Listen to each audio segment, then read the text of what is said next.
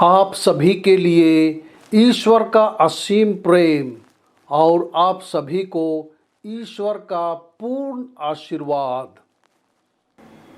प्यारे भाइयों और बहनों, आज सामान्य समय का 26वां रविवार है। पहला पाठ हमें बताता है कि यहोवा अपनी आत्मा 70 नेताओं के बुजुर्गों को देता है। भजन संहिता 19 हमें बताता है कि यहोवा की व्यवस्था आनंद लाती है। दूसरे पाठ में संत जेम्स अमीरों को चेतावनी देता है और उन्हें डांटता है। सुसमाचार में यीशु सिखाते हैं कि जो कोई उसके खिलाफ नहीं है वह उसके साथ और उसके लिए है।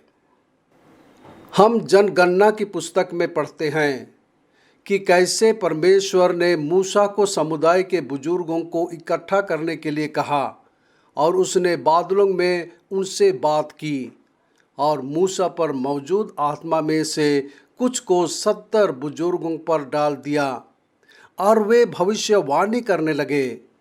जल्द से उन्होंने भविष्यवाणी करना बंद कर दिया, परंतु 2 पुरुष एल्दाद और मेदाद ने छावनी में भविष्यवाणी की। जोशुआ मूसा का मंत्री ने मूसा से कहा कि उन्हें भविष्यवाणी करने से रोके, परंतु मूसा ने कहा कि यह अच्छा होगा कि इस्राएल के सभी लोग भविष्यवक्ता हों। संत जेम्स ने पृथ्वी की क्षणभंगुर प्रकृति और ईश्वरहीन लोगों के अंत के बारे में बात की। उसने कहा, हे धनवानों, अब आओ, जो विपत्ति तुम पर आ रही है उसके लिए रोवो और विलाप करो। तुम्हारा धन सड़ गया है और तुम्हारे वस्त्र कीड़ों के खा गए हैं। तुम्हारे सोने और चांदी में जंग लग गया है और उनका जंग उनके खिलाफ साबुत होगा। संत जेम्स ने इस प्रकार की कठोर भाषा का प्रयोग क्यों किया? संत जेम्स ने अमीरों के खिलाफ इस तरह की कठोर भाषा का इस्तेमाल किया क्योंकि वे गरीब लोगों के साथ अन्याय करते थे। यह एक अमीर और गरीब आदमी की सच्ची कहानी है। एक बार एक अमीर आदमी ने एक गरीब ग्रामीण को बहुत कम वेतन देते हुए 5 साल तक अपने पास काम पर रखा।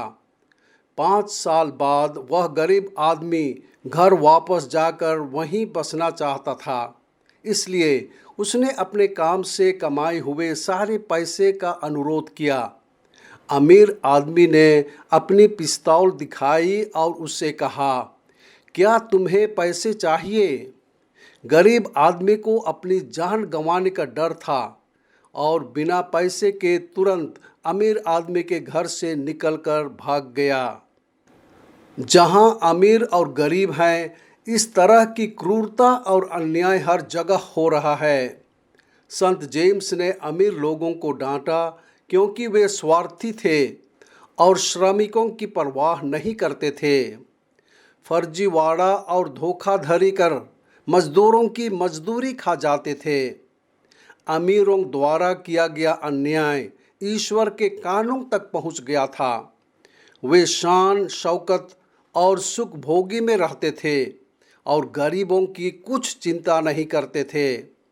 अमीरों को उन लोगों के प्रति दयालु और उदार होना सीखना चाहिए जिनके पास कम हैं। आज संत जेम्स हमें दूसरों की ज़रूरतों के प्रति दयालु और संवेदनशील होने के लिए बोल रहे हैं। यूहन्ना ने यीशु से कहा कि उन्होंने एक मनुष्य को उसके नाम से दुष्ट आत्माओं को निकालते देखा, इसलिए उन्होंने उसे मना किया क्योंकि वह उनका पीछा नहीं कर रहा था। लेकिन यीशु ने कहा कि वे उसे ऐसा करने से मना ना करें, क्योंकि जो कोई उसके नाम से शक्तिशाली काम करता है वह कभी भी उसकी बुराई नहीं करेगा, क्योंकि जिसने उनका विरोध नहीं किया वे उनकी और उनके साथ थे। यूहन्ना की ओर से थोड़ी ईर्ष्या भी थी और यीशु ने उससे कहा कि यीशु के नाम पर चमत्कार करना ना रोकें। आज के सुसमाचार के दूसरे भाग में यीशु हमें बताता है कि हमें कभी भी लोगों को बुरा उदाहरण नहीं देना चाहिए। फिर वह हमें शरीर के उन अंगों जैसे हाथ, पैर और आँख को काटने और दूर फेंकने के लिए कहता है जो पाप का कारण बनते हैं। इसका मतलब यह नहीं है कि हर बार जब हम पाप करते हैं तो हमें अपने शरीर के कुछ हिस्सों को काट देना चाहिए। यीशु हमें बता रहे हैं कि हमें परमेश्वर को पहला स्थान देना है और हर उस चीज़ से बचना है जो पाप की ओर ले जाती है। जो लोग पाप में रहने के लिए जिद्दी हैं, उन्हें ईश्वर द्वारा दंडित किया जाएगा। परंतु जो परमेश्वर के साथ हैं और परमेश्वर के लिए हैं और परमेश्वर से प्रेम रखते हैं, उन्हें स्वर्ग में उनका अनंत प्रतिफल या इनाम मिलेगा।